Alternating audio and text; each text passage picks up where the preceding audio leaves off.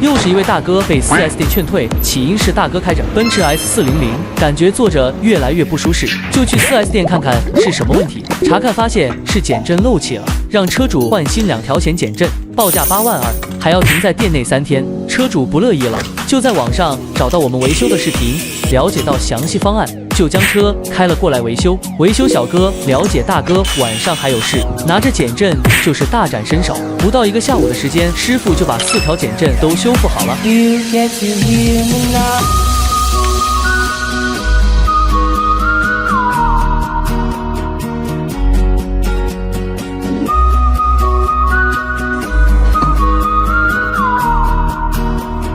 最后将修复好的减震组装，在下水测试密封性就可以交车了。你们觉得这样的维修收多少合适呢？